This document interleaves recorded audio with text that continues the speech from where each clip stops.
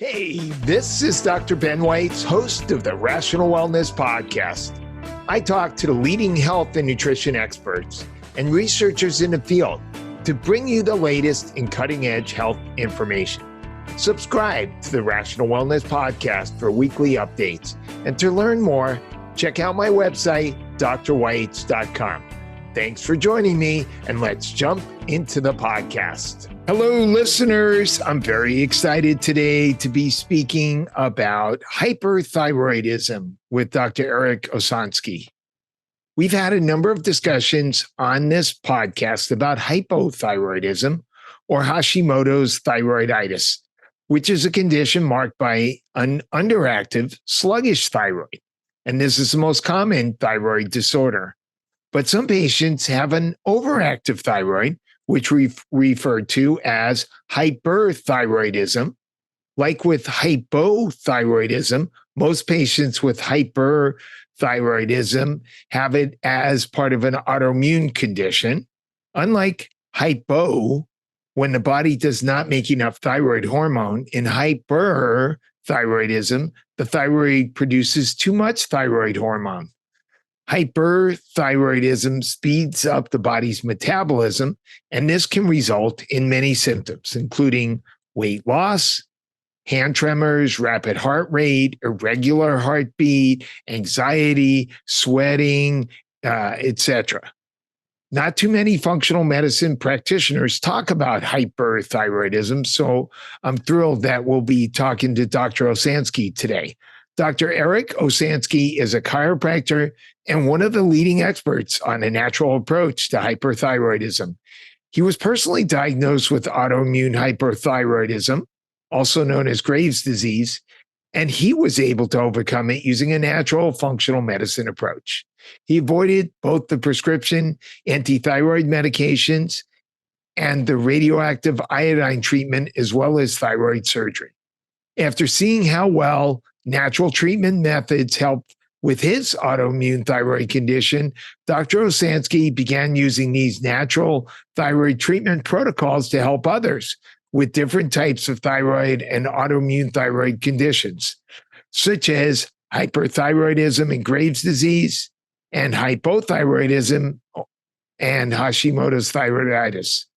While Dr. Osansky realizes that conventional medical treatment is necessary in some cases, there are millions of people with these conditions who've been told they need to be on prescription drugs on a long-term basis or receive thyroid surgery or radioactive iodine when this may not be the case.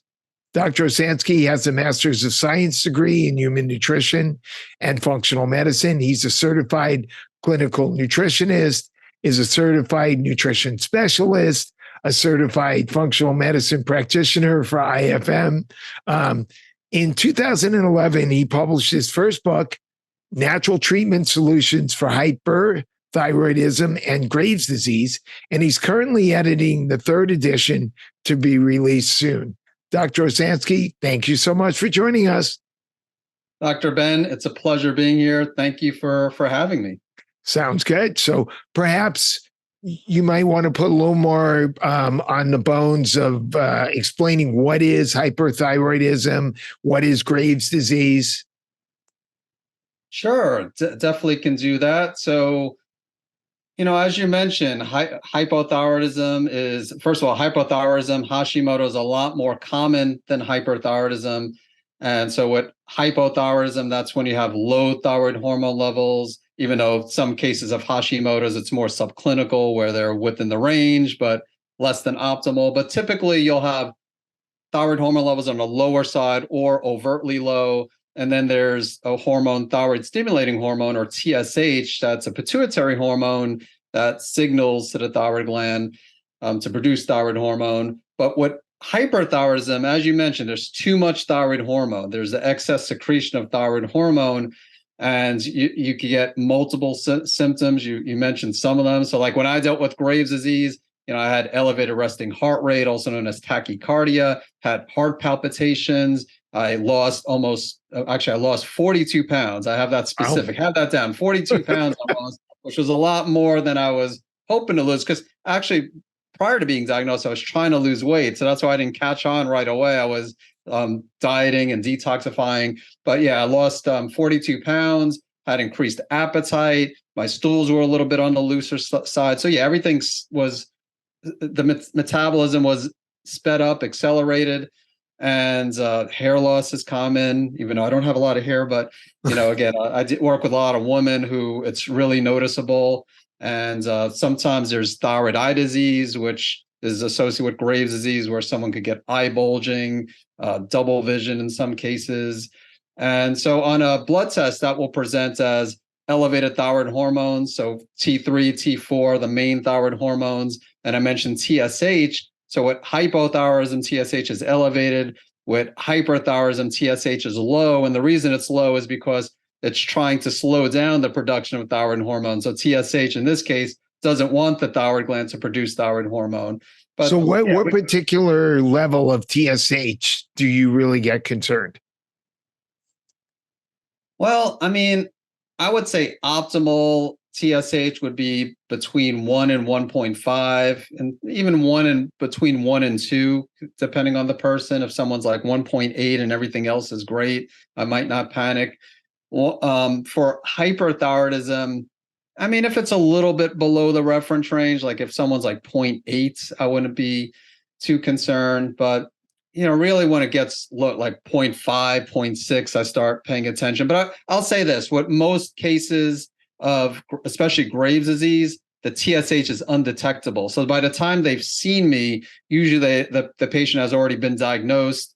It's a little bit different with Hashimoto's. As you know, with Hashimoto's, it's a long process. People could go like 5, 10, 15 years before getting diagnosed. They might attribute the symptoms like fatigue and brain fog and weight gain to something else. But when someone is having an elevated resting heart rate and palpitations and losing weight, it's scary. So a lot of times they'll go to the medical doctor, not knowing what's going on, get diagnosed. So usually they're already diagnosed when they see me. And then I'd say probably like 90% of the time, the TSH is non-detectable.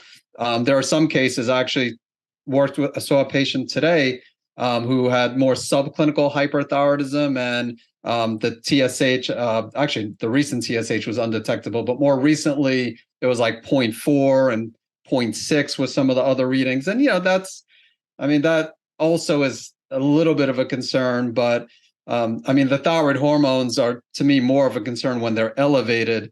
But yeah, like I said, a lot of people, arguably most people with Graves, have undetectable TSH levels. And do most of the patients that you see with hyperthyroidism have the antibodies at TSI? Yeah, I think you mentioned before, most of the time it's autoimmune. So, right.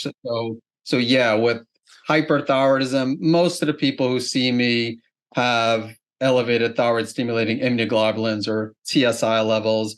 I do see some people with like toxic multinodular goiter where they don't have the antibodies. And then there's some other hyperthyroid conditions like subclinical hyperthyroidism, even though you could have subclinical Graves where it's not too common, where someone could have normal thyroid hormone levels, low TSH, elevated TSI. But yeah, to answer your question, most people do test positive for TSI.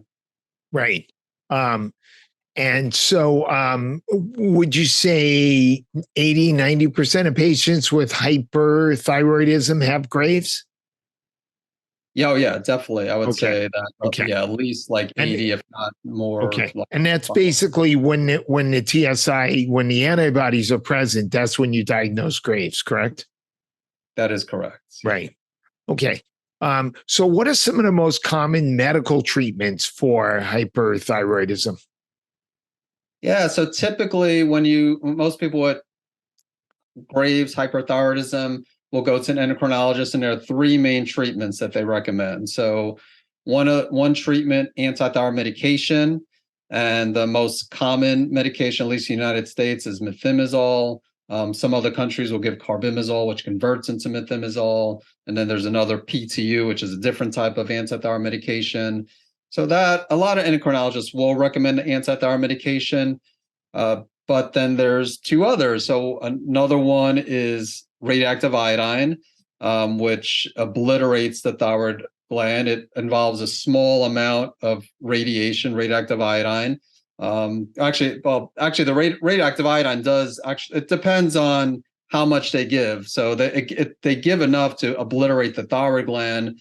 Unfortunately, some people need multiple doses of the radioactive iodine, but it's I was thinking there's also what's called the radioactive iodine uptake test, which we could talk about, but that involves a small amount of radioactive iodine. The radioactive iodine treatment actually involves a good amount of radioactive iodine, which you need to destroy the thyroid gland. So that would be the second treatment.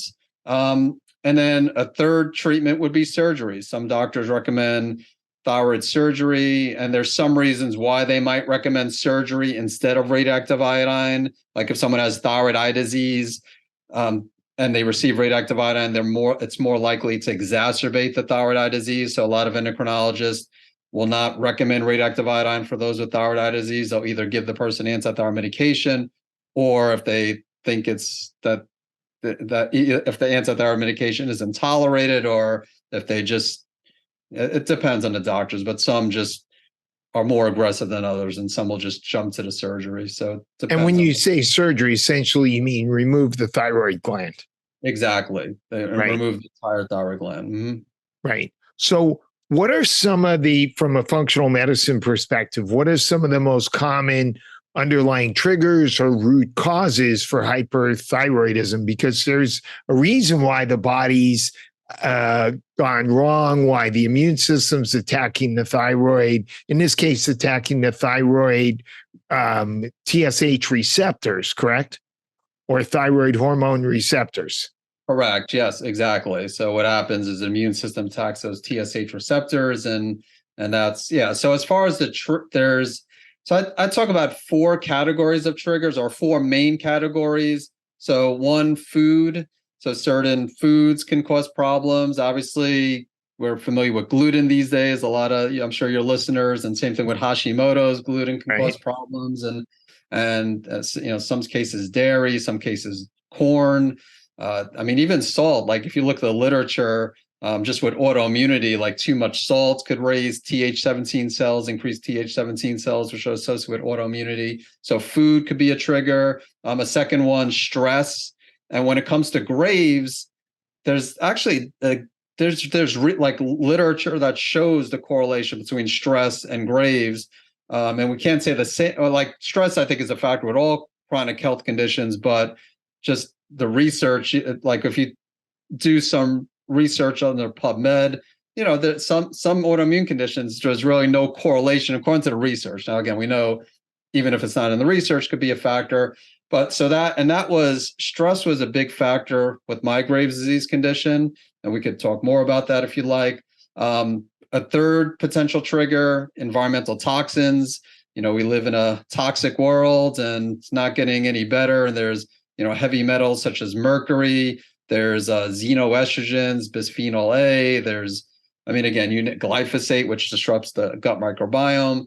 And then a fourth category of triggers, we have infections.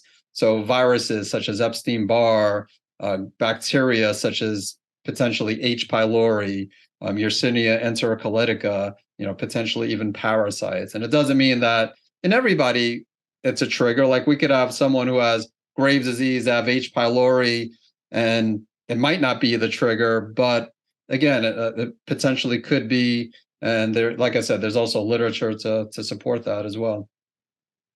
So patient comes in, you take their history, you go through, and then how do you decide which direction you're going to go?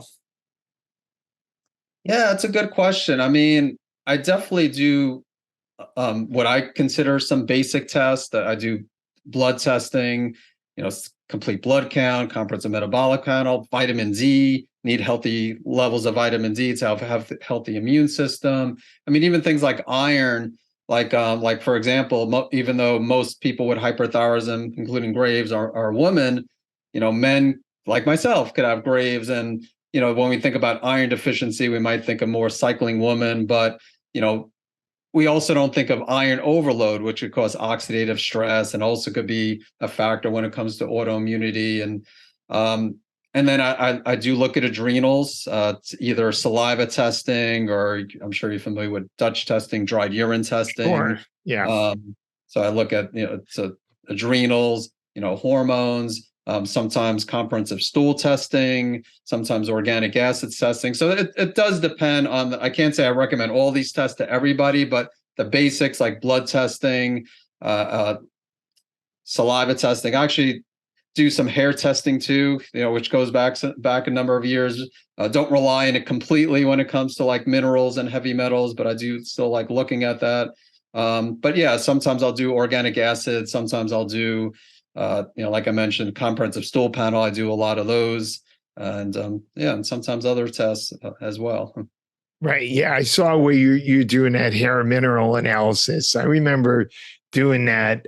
We kind of went away from it partially because I was concerned about the accuracy given, all the exposure of hair products and everything else. But it's also a little tricky, especially if you have somebody who doesn't have that much hair and now you got to cut a big chunk out from the base of their neck or something. That is But then we tended towards some of these bigger nutrition panels where they look at functional status of nutrients as well. So let's start out with stress as a factor for hyperthyroidism. So you said you like to do either the salivary adrenal stress testing or the Dutch testing for that. correct. So when I was diagnosed with Graves back in 2008, I don't think there was Dutch testing. If there was, I wasn't aware of Dutch testing. So I did saliva testing, and in my situation, cortisol was low, like very low. DHEA, which is another adrenal hormone, was low. I mean, everything was low. So it And the was thing, low the whole day, whereas it's supposed to be elevated in the morning and then slowly come down. correct. Yeah, I mean, the first two levels were below the reference range. The third, and fourth were on the lower side, but because, as you mentioned, yeah, it's supposed to be lower later in the day, was still within the range. But yeah, the first two were very low, and yeah, DHEA was also low, and I didn't feel like that's what some would refer to as like an adrenal fatigue pattern when you have everything Right. low. And I mean, I felt, probably because of the Graves, again, I felt more, hyper. I didn't feel low energy at all. And so that's why I'm a big believer in testing. And one could make the argument, well, maybe Graves is a little bit different because you have that hyper component and you can't always go by how you feel. But yeah, I did saliva testing, and then these days I still do saliva testing, but it depends. I mean, if someone wants to do a deeper dive into the hormones, and what I like about the Dutch is that it also looks at the metabolism of the hormones. So So really, you do that Dutch complete. correct. Yeah, Yeah. when I do the Dutch, yeah, we'll do Right. that Dutch. So what did you do in your case when you realized that you had low cortisol levels? So initially I was in denial. So I was surprised that my adrenals looked as bad as they did, because I knew stress was a factor. I just thought I was doing a good job of handling the stress, which is another reason to do the test. Sometimes you have to convince people that their adrenals aren't looking good either. And that definitely was the case with me. But so I definitely started blocking out time for stress management. I mean, I was changed my diet even prior to doing the adrenal testing, and I took certain herbs. I took licorice root, which extends the life of cortisol. I Right. took complex. I took nutrients that help support the adrenals. So a combination of herbs, nutrients, diet, and lifestyle. So it's interesting because it's a little bit counterintuitive because as a functional medicine practitioner, I'm thinking cortisol in the morning is what gives you energy to wake up. You got hyperthyroid, you got too much stimulation, too much energy already. This seems like it might make it worse, but actually, when you go by the testing and you see what the body needs and you give it what it needs, things balance out. Yeah, exactly. You're right. I mean, cortisol is supposed to give you energy, and I definitely had energy when I was dealing with hyper. It's funny how it works, though. I will say, going back to the symptoms, I should say that not everybody, like I do work with people with hyperthyroidism that do experience fatigue, and there's reasons behind that. Like it does affect the mitochondria and depletes CoQ10 in a lot of people, which that could lead to low energy. And I also should add, before I mentioned I lost 42 pounds, and we don't have to get into great detail with this, but some people actually gain weight with hyperthyroidism. I mean, sometimes it's due to the antithyroid medication, but sometimes there are other factors. But yeah, getting back to the cortisol, it's just exactly, you're right. I mean, even though my cortisol was even though my energy levels were fine, and increased cortisol could potentially increase even further. I think it played a big role in my recovery, and I can't say I felt more hyper when addressing those cortisol levels. Yeah, so that's really interesting. And so while you're searching for these underlying causes for their hyperthyroid condition, looking at stress, looking at toxins, looking at infections, looking at gut health, there are certain nutritional supplements and herbs that can help to manage the excess thyroid hormone, if you want to try to take a natural approach instead of either removing your thyroid or taking those drugs that block the thyroid. Exactly. So, I mean, there definitely is a time and place for the antithyroid medication. And I mean, and there are some people where the herbs aren't effective. I'd say maybe like 20-25% of the time. So if there's a choice between taking the meds or receiving radioactive iodine surgery, yeah, I would say like go on the meds. But in my case, I took the herbs bugleweed and motherwort. And so bugleweed it's an herb with antithyroid properties, so it does help to lower the thyroid hormone levels. And so I started just with the bugleweed, but I was still experiencing some heart palpitations. So then I added the motherwort, and that did help with the palpitations. That motherwort focuses more just on the cardiovascular system. There's lemon balm, which has a calming effect. I think in your book you describe motherwort as sort of a natural beta blocker. Yeah, that's it's obviously a different mechanism than a beta blocker, but yeah, just to make a comparison. Exactly. And the bugleweed is an anti-thyroid herb, right? You got it. Yep. Now, what particular products do you like for this? I've used Herb Farm has a combo with bugleweed, motherwort, and lemon balm, but I know in your book you were saying that you've got to get the right dosage, and you like to see, I think you said sometimes a 2-to-1 ratio. And I noticed on the Herb Farm, they don't list the ratio. Actually, I think they used to be 1-to-5, like it's 1-to-5. It should be Herb Farm. So yeah, I look for a 1-to-2. I mean, the more it really depends on the person. I mean, there are people that when they're seeing me, like the first consult, they're already taking something because they just went online and they got the Herb Farm, like thyroid calming formula, or someone I spoke with today, they were taking what was something called Thyroid Soothe, which has, the bugleweed, the motherwort, the lemon balm. And in this case, like the person today, she seemed to be doing okay with that. So I won't always switch into, like, the 1-to-2 is more potent. So it does depend on the person. And, I'm a little bit biased because that's what I took when I was dealing with Graves. I took the 1-to-2. What product did you take? I took MediHerb. MediHerb has a bugleweed and motherwort. Okay. But there are others. There's Hawaii Farm has one that's a 1-to-3 extract. And then, there's not a lot of, as you know, not a lot of companies that have bugleweed because it's not as popular as other supplements out there. Right. I saw Wise Women Herbals has a combo product. Yeah. Well, and one thing I should say too, which really goes for all formulas, but with bugleweed or, again, other herbal formulas, ideally you want to take the alcohol extract if you can tolerate it. Like they use ethanol as a solvent. And I've had people, like, if someone goes to, let's say, some people will sit, they might choose like Hawaii Farm because they have options for like glycerin based without the alcohol, but the alcohol extracts this. It does a better job of extracting the phytonutrients. So it actually will do a better job. So if someone were to take an alcohol-free version of the bugleweed and it doesn't work, it could be because it's just not effective. Like maybe it doesn't matter what bugleweed they would take, but it could also be because they took the glycerin-based version. So that's something for people to keep in mind as well.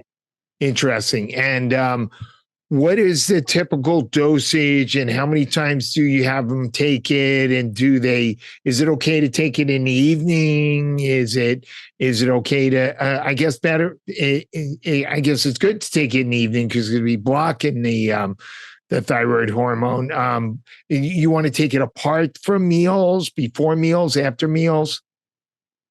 Usually I recommend it 15 to 20 minutes before meals, so away from meals. If someone can't tolerate on an empty stomach, then they could take it with food, but it works a little bit better. The herbs away from food. And then, usually I'll recommend divided doses, like one in the morning, like one before breakfast, one before dinner. And then, I mean, if someone's having sleep issues, also I might give lemon balm like right before going to bed, which has like mild antithyroid properties, but just more of a calming effect. And as far as dosing, it does depend. Maybe an average dose would be a teaspoon twice per day or 5 milliliters twice a day. Sometimes I'll give like half a teaspoon. And if they're taking like Herb Farm, which is less potent, I might have them take two teaspoons or 10 milliliters twice per day. Right. Okay. At least with the bugleweed. The motherwort is more based on the symptoms. So the bugleweed will put someone on a dose, and then we'll see what the next thyroid panel looks like and see if we need to adjust it, similar to like antithyroid medication. With the motherwort, it's more symptom based. So if someone starts with, let's say, half a teaspoon twice a day and it helps with their symptoms, their palpitations, then they might be good with that dose. If they're still experiencing palpitations, then they might need to go up a little bit. Okay. What other natural agents are there? For symptom management? Yeah, for symptom management. I know you talk about L-carnitine.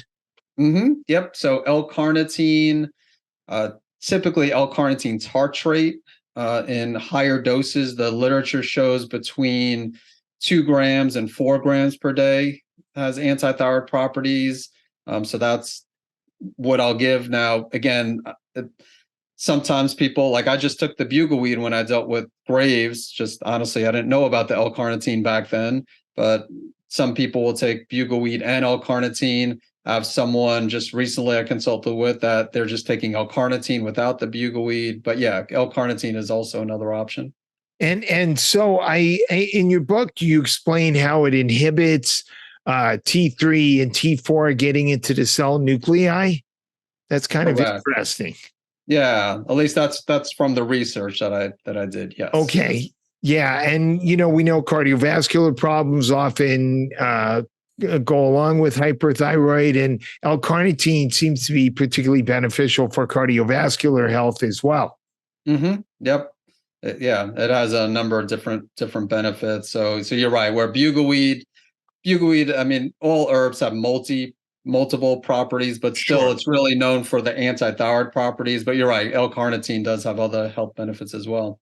Okay. What other things can help with symptom management? Natural agents. Lithium. So I can't say I give lithium. And it's really just based on more habit than anything, just because the other agents usually work. But lithium carbonate, now that's prescriptions. I don't give lithium carbonate, but they discovered years ago that giving lithium carbonate can lead to hypothyroidism. That's how some functional medicine practitioners like myself recommends lithium orotate, and just like a small amount, like 5-10 milligrams. Again, that's not my first go-to. It's probably like my third go-to after the bugleweed, L-carnitine, but it is another option if for any reason someone is unable to get the bugleweed or unable to tolerate the bugleweed, and for whatever reason maybe can't tolerate the L-carnitine, even though that's not too common. And can be helpful for mood disorders as well. Yeah, exactly. Yep. And you also mentioned selenium as having some benefit. Yeah, I wouldn't say so much as like an antithyroid agent, but selenium is, I'm sure you know this with Hashimoto's too. Just there's a good amount of research. First of all, there's research that shows that it helps lower TPO or thyroid peroxidase antibodies. And then there is evidence that it could also help with the thyroid stimulating immunoglobulins. There's evidence helping that it can help with thyroid eye disease by helping to reduce those TSI, levels. There's an oxidative storm that occurs when there's a lot of thyroid being produced, and it helps clear out some of that excess oxidation too. Exactly. Yeah. So selenium is something that I recommend to just about everybody, usually starting at like 200 micrograms. Sometimes I'll go higher. I try not to go too high, just fear out of toxicity. Most people can tolerate between like 400 micrograms. Right. And some people go higher, but again, I get a little bit nervous if someone's like taking 800 micrograms per day. Right. Now, what do you think about iodine? We know that iodine is an important nutrient for the thyroid. In fact, the difference between the different thyroid hormones, T4 and T3, is based on the number of iodine molecules in that hormone. So we know iodine is really important. What do you think about using iodine in such patients? So it's interesting with iodine. And again, I definitely have experience with iodine in the past. And so I'll say this, iodine is a mineral. It's important. Like you said, it plays a big role in the production of thyroid hormone.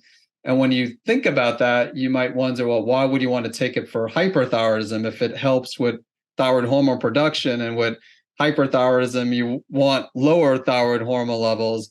But actually in higher doses, it could suppress thyroid production. The problem with iodine, and again, I've had a good experience with, like, I have not had any negative experiences personally, but the problem with iodine, especially like higher doses of iodine, is it can cause a good amount of oxidative stress, which you mentioned before. And Right.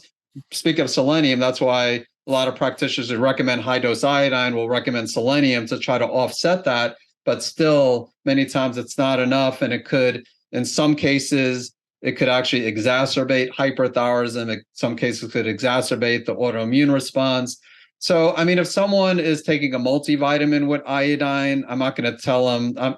I think that's fine. I see most people doing okay with like a multi with iodine. If they're eating regular food sources of iodine, I'm okay. If they're eating like higher dose, like sea vegetables, I'll tell them to take a break from that.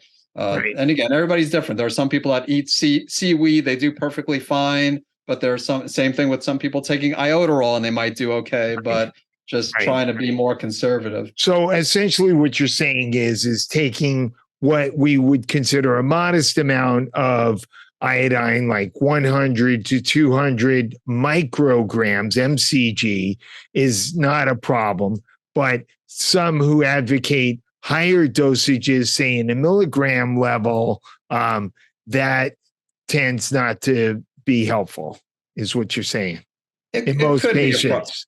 Yeah, definitely could be a problem. Again, and when you say not helpful, like I said, there are some practitioners who successfully use it as an antithyroid agent. And I guess you can make the argument that if someone is unable to tolerate the antithyroid meds and they can't take, that the herbs aren't effective and they're faced with taking high dose iodine versus radioactive iodine or surgery. I mean, I haven't really faced that. There are other things like LDN, cholestyramine, but yeah, it is playing with fire. Again, I'm not anti-iodine, but it's something where if someone takes, like, especially like the milligram doses, they could run into trouble.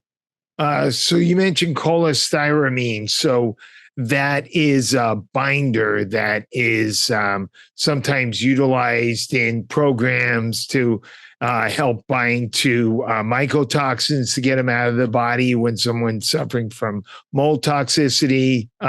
Maybe you can talk about that. And for those of us who can't get a hold of cholestyramine because it's a prescription, can other binders like nutritional binding agents have some benefit And my understanding is the mechanism with the cholestyramine is it's binding to the thyroid hormone and reducing some of the levels. That is correct. So cholestyramine is, like you said, it binds to thyroid hormone, and it could bind to mycotoxins. So you are correct that some practitioners who have prescribing rights might give cholestyramine in the case of toxic molds. And I will say this: if someone is listening to this, they have hyperthyroidism and they can't tolerate the antithyroid meds, and maybe they don't, the natural agents aren't effective.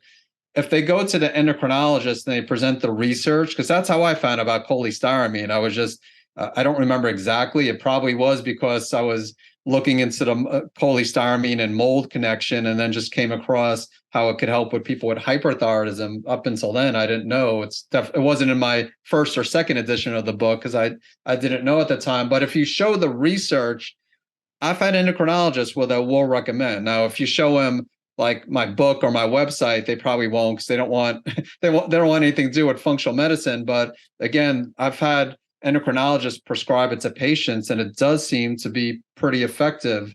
Now, as far as natural binders, I haven't gotten too aggressive. I have used some things like activated charcoal and zeolite, and I haven't seen the same effect. But to be honest, I haven't had person take really high doses Right. of the binders. Maybe if I dramatically increase the binders, something that, yeah, it's one of those things where when someone's dealing with hyperthyroidism too, we want to try to lower the thyroid hormone levels as quick as possible. Right. But so I'll give the bugleweed first. If that doesn't work, the L-carnitine. And again, I've tried regular doses of binders like GI Detox. There's different products out there. Right. Yeah. And I'll go maybe a capsule or two on an empty stomach, and I haven't seen the same effect. Maybe if I gave 5 to 10 capsules. Yeah, you've got to use the powder, or give more capsules than that. Yeah. Yeah. But it's a good question. It's something that I probably need to do more experimenting for someone who is unable to, where the bugleweed doesn't work, and maybe the L-carnitine isn't working either. Maybe trying something like really high dose binders, like natural binders, for someone who either can't take the cholestyramine or just doesn't want to take the medication. Right. That'd be interesting. Somebody needs to do that study.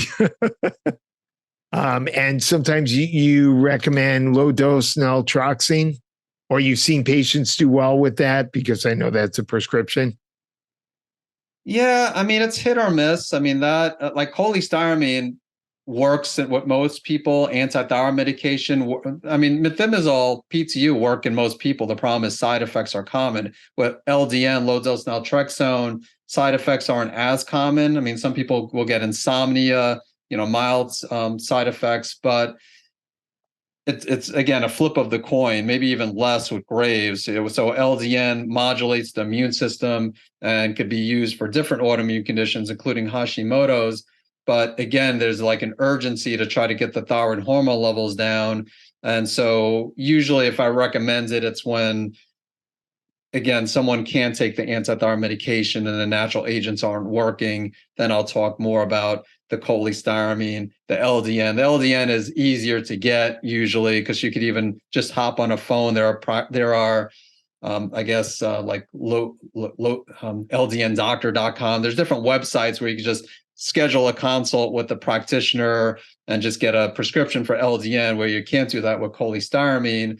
But the LDN typically not as effective. But if it works well, because it modulates the immune system. And obviously Graves is an immune system condition. So if someone takes the LDN and it works, then they might not need to take any of these other things that we mentioned while they're trying to address the cause of the problem. So let's go into some of the other root causes besides stress. We've got toxins, infections, gut health. Take it where you want to go. Sure. I mean, let's talk about infections. So just a few years ago, we got hit with a big virus, and what are you talking about? What virus? Oh, Well, I mean, it's fun. The thing is with the the COVID situation, it actually, I mean, business definitely increased when it came to hyperthyroidism, and it's in the literature too, where and there's Epstein-Barr, there's other viruses too, but yeah, I mean, Yeah, a different little bit of stress too. yeah, I mean, without question. I mean, and that's a good point. Like when someone has, whether it's, COVID in the past, whether it's Epstein-Barr, these other viruses, I do think of them more as immune system problems and like usually it's other factors dragging down the immune system. And they're I like mean, think about the level of stress. Oh my God, I'm going to die. I have to wear this mask and gloves, and I have to wash my bags before I bring them in. I have to wash my Amazon box. It was like, oh my God, it was crazy. yeah, no, I get, yeah, you're right. I mean, the stress, yeah, I mean, that was a big factor as well. I Um, got stressed just watching everybody else being stressed out. It's scared, yeah, afraid to walk down the block without a mask on. It was crazy. Yeah, no, I agree. I mean yeah, that you definitely can't discount the stress, as we just had that discussion early on. But then there's other infections. There's, like I said, in the literature, H. pylori, Yersinia enterocolytica. I understand correlation doesn't always mean causation. So as I mentioned earlier, just because you have H. pylori doesn't mean it's a trigger. But if I encounter someone with Graves' disease and if they test positive for H. pylori, I at least up until this point, I've been one to treat it, and I've seen people go into remission. Now, I'm not only getting rid of H. pylori, so can make the argument, well, maybe it's because I'm not just getting rid of the H. pylori, but improving Right. their adrenals and healing Right. their gut and doing Right. everything else. Right. But again, that's what's worked with me. And So you'll do, say, like a GI map and see an elevated H. pylori. Let's say you see slightly elevated H. pylori, but no virulence factors. Is that something that you'll consider targeting? yeah, I mean, if it's red flagged, yeah. I mean, with GI map, as you know, it's quantitative PCR, so a lot of times Right. they'll pick it up but it won't be elevated. And Right. So it'll be above detectable levels, but it's not in the red. correct. Yeah. So I mean, it's great when I see it like less than DL, less than detectable limits. But yeah, if it's above the range, I'll treat it. But again, it's like the treatment's going to be it's going to be like probiotic therapy, some herbal therapy. Like I definitely wouldn't. I'm not advising the person to get the triple therapy with two antibiotics and a Right. PPI. Right. I mean, some people opt for that, and usually I'm telling them, well, I mean, it's the thing with the natural approach. It does take longer, and it's not always effective. But Right. the problem with the medication, as you know, it disrupts the gut microbiome, and Right. it's not always effective. That's why they use two antibiotics with Right. H. pylori. Right. So you're going to typically use some product that has mastic gum in it. Correct. Like, Okay. yeah, exactly. So mastic gum, use some probiotics in there as well. Use some other like black cumin is one that works good. I mean, even garlic. I mean, there's like even not supplement wise, but there's some evidence that show in the research that eating raw garlic, like a few, like I think it's like 2 cloves twice a day, which I did try on patients. And sometimes if they're symptomatic, I've seen it reduce the symptoms. She had But fewer patients coming in after eating all that garlic. No, I'm just kidding. Okay, so we got gut health. Talk more about toxins. I mean infections. And you were talking about the big infection that we had, and it turns out that reactivation of infections that are sitting there, like Epstein-Barr, turns out to be one of the things that's involved with long COVID. yeah, I mean, again, Epstein-Barr, cytomegalovirus. I mean, as you mentioned, yeah, HSV, yeah, yeah. So all those could potentially be factors. Parvovirus in the literature, hepatitis C. There's some evidence with hepatitis C, and really. I believe both Graves and Hashimoto's in the literature. So yeah. I mean, again, a lot of people have. I mean, everybody has viruses. Most people have Epstein-Barr. So it's again, we can't always make that relationship. And like I said, it's different with H. pylori because I can't say I never use like antiviral, like natural antiviral agents, but most of the time I'm just looking at the weaknesses in the body, like trying to focus on improving adrenal health and gut health, reducing their toxic load rather than trying to directly attack the virus. So will you say order a viral panel? Yeah, I mean, usually I'll test for Epstein-Barr. It depends on the person too. Right. Sometimes they won't want to test. Sometimes I'll just test Epstein-Barr, but I don't go crazy with all the viruses because, like I said, it doesn't necessarily change my approach. Like Epstein-Barr, I'll test for just because it's notorious when it comes to being a potential factor when it comes to Right. Graves. But I can't say like I have everybody test for all the viruses I mentioned. Everybody test for hepatitis C and Right. parvovirus and all these other Right. viruses. Right. Yeah, some of the companies offer like a panel of a number of the most common viruses. Like we use Vibrant a lot. Yeah, I've used like if you're familiar with medical diagnostic laboratories, they also look at viruses. I'll use them more if I'm thinking maybe the person also has like Lyme or Bartonella, Right. which also could be potential triggers too. So then Right. What'll make you tip you off that maybe that's a factor?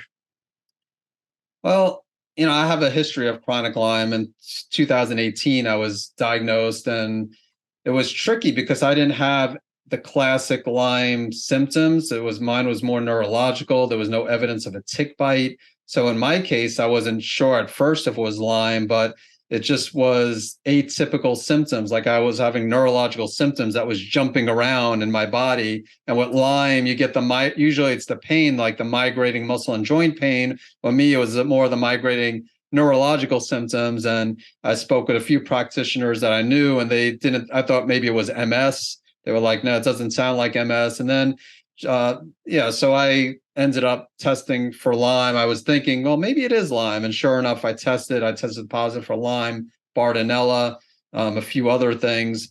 So with the patient, it's like similar. Like most people, I'm not going to test for Lyme, but if they're having some unusual symptoms, I mean, if they have like a history of a tick bite, again, even then, I can't say I always test for Lyme, but that would, be a red flag.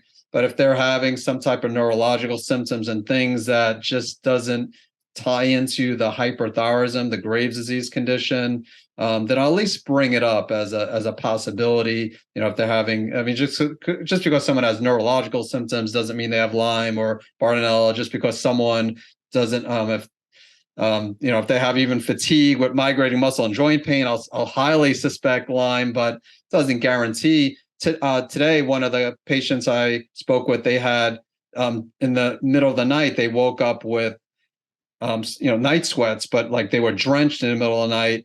And she has subclinical hyperthyroidism. So her thyroid hormone levels are normal, TSH is low, which again, most of the people I deal with, that's not the case. But so I didn't think in her, I don't think it's the hyperthyroidism causing that. It could be hormonal, potentially.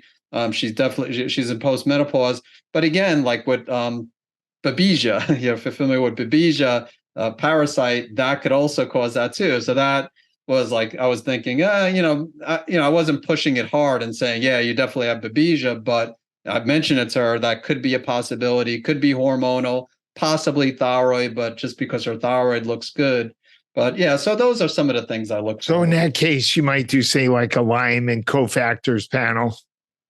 Exactly. It's something at least I'll bring up like when sending her follow-up recommendations. I mean, I spoke with her about it during the consult. I'll bring it up during with the follow-up again and really leave it up to her. She might decide to look more into the hormones. But yeah, it's a possibility is what I left it at with her. So And there was in her case. how did you treat the Lyme in yourself? So with the Lyme, when I dealt with Lyme, I did panic a little bit, and I underwent IV ozone Okay. treatment. I mean, well, I should backtrack. So first, I thought it was acute Lyme, so I did take the doxycycline for Oh, 2 weeks, okay.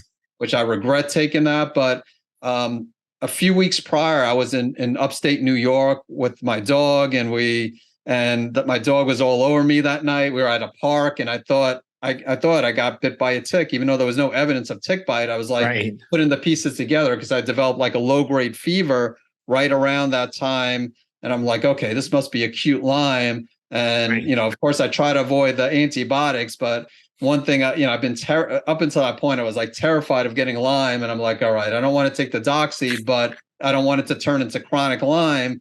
It turned out it was already chronic Lyme. So maybe it was like a reactivation or Oh, something okay. of a past Lyme infection that I wasn't aware of. But when I was diagnosed, I worked with a functional medicine practitioner who was a Lyme specialist, and she told me I could take like long-term antibiotics, which I don't want any part of. And she was talking about the ozone, and prior to my Lyme diagnosis, I was doing research on ozone, and I was already sold. I knew it wasn't a cure for the Lyme, but I was just looking to get aggressive to try to make sure it didn't turn into a real bad case of chronic Lyme. So I got ozone, their IV ozone, and UV light for a few months. And, I took some homeopathy. I took herbs as well. If I had to do it all over again, I mean, I can't say I have regrets because everything turned out okay, but I probably would have been okay. Just, the herbs, the homeopathy. I mean, I was already eating somewhat clean, the stress. I mean, stress is always going to be a factor, but based on my Graves experience, I thought I was doing a better job of managing the stress and all that. So that's why I probably got aggressive with the ozone, because I felt like I was doing a lot of the things based on the Graves' disease diagnosis. I was still doing things to maintain my health. And I was like, I want to, yeah. So anyway, I wouldn't say it's something that everybody should get, but that's the approach I took. So let's hit on the toxins a little bit. Sure. So heavy metals, mercury is probably the biggest culprit in the literature. Aluminum is known to stimulate immune system, but as far as like a relationship between Graves and aluminum, there's nothing in the research showing it. But I will say in hair testing, though, I just want to make a comment, and it was really annoying. I take a lot of supplements, and some of the companies put an aluminum little cap.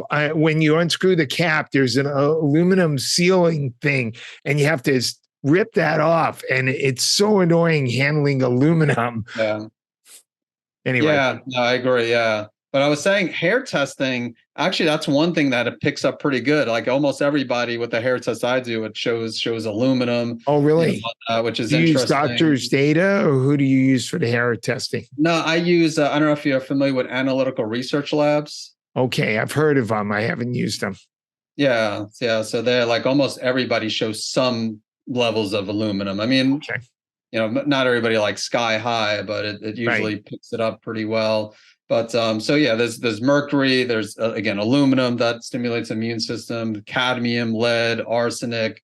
Again, not a lot of literature when it comes to thyroid and autoimmune with the other ones. With mercury, there is. So like if someone has mercury amalgams, again, I'm not going to like push heavily to get them out, but I will bring it up and talk about biological dentistry and suggest, even if they don't get it out now, something maybe to work on in the future. Like they have like 5 silver fillings, even if they get out like 1 or 2 a year, before they know it, they'll all be out. Whereas if they don't do anything in a few years, they'll still obviously be present. And then xenoestrogens, so bisphenol A from plastic water bottles, and other endocrine disruptors. Just even things like, we don't tend to. I'm sure you think of it just like I think of it, but like sleep, like the mattress, trying to use more natural mattresses. And absolutely, yeah, they got the flame retarding chemicals that they exactly mattresses and the furnace. Yeah. Exactly. Those flame retardants, and like bringing your clothes to the dry cleaner. So I don't do a lot of dry cleaning, but if I do, we use an organic dry cleaners and then of course in the house, just trying to use natural products like cleaners and, fluoride free, even though fluoride is more associated with hypothyroidism, disrupting thyroid function, but still using so one can make the argument, maybe we should take fluoride if we have hyperthyroidism. But so seriously, I do recommend avoiding the fluoride since it's also a neurotoxin. Yeah, I mean, glyphosate, I mentioned earlier, glyphosate, which disrupts the gut microbiome, which is a factor with all different autoimmune conditions, not just Graves' disease. And just unfortunately, we can't completely avoid glyphosate in this day and age. The reason why some people advocate avoiding fluoride for the sake of hyperthyroid is it blocks the iodine because it's in that same family. So therefore, even more reason to avoid supplementing with a lot of iodine if you have hyperthyroidism. Yeah. Yeah. Good point with the halides competing with each other. So yeah, that's Right. Yeah, yeah. consume more bromide on purpose. There you go. But yeah, it's just again, there's as you know, so there's no shortage of environmental chemicals, and there's so many we're just not aware of also. So we just got to do our best, and most of the things we can do are in our own home. Once we step outside, there's not a whole lot we can do. Yeah, Vibrant Labs offers this total tox burden test through urine that includes heavy metals, environmental toxins, like 30 different ones, as well as mycotoxins. Oh, So, interesting. Okay, so it includes the mycotoxins too. Yeah, because I yeah, know Great Plains now they're Mosaic Diagnostics. I think they changed their name, but I think they got bought out. Yeah. did they get bought? Okay, I didn't know they got Yeah. bought out, but they anyway. So you have to like purchase separate. Like I think you could get them as a bundle, but they have the separate mycotoxins test. But also, it's interesting, which I'm sure you know that they also now they have like Cyrix Labs, like that does like immune system testing for Sure. environmental chemicals to see your immune system response, which Yes. is pretty Yep. interesting. Yep. Yep. You can do immune system reaction to foods, to Exactly. chemicals, to Yeah. toxins, to infections. Yeah. Yeah. Yeah. So there's a lot more options these days than there was 10, 15, 20 years ago. Yeah. And testing, test don't guess. So Exactly. yeah. So I think we've covered the topic pretty well. Is any final thoughts you have for our listeners and viewers? Well, I would just say for those listening who have hyperthyroidism, I mean, the big thing initially is to be safe. You want to make sure whether it's the natural agents or if you absolutely have to take the medication, just do what's necessary to make sure those thyroid hormone levels are lower. So you don't have like resting heart rate of like 120 or 140. And also affects bone density. We got to keep that in mind when the thyroid hormones levels are too high. And then while you're addressing the cause, whether it's doing it naturally or even if you have to rely on the medication, obviously you want to do things to find and remove those triggers, correct those underlying imbalances. Because again, getting radioactive iodine thyroid surgery, I'm not saying there's not a time and place for surgery, but it's not doing anything for that immune component of Graves. You know what? We should cover one more thing real quickly. We didn't really talk about diet for hyperthyroid, and I know that that's something that you take seriously. Yeah, no, that's right. We didn't cover I spoke about food when we talk about triggers, but Right. I just spoke about gluten and the common food allergens. But you're right. So yeah, diet when it comes to really any autoimmune condition, there's no single diet that fits everybody perfectly, and I think you probably would agree with that, Dr. Ben. But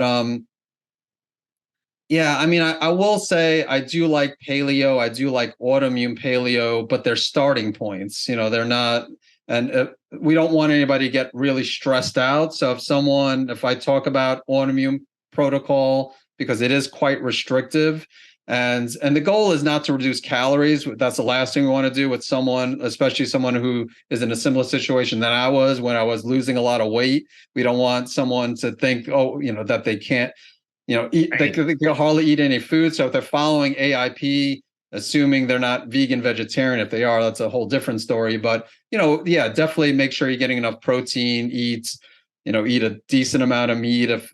And also I recommend vegetables, fruits. But some people do fine on paleo, where they're eating eggs, they're eating some nuts.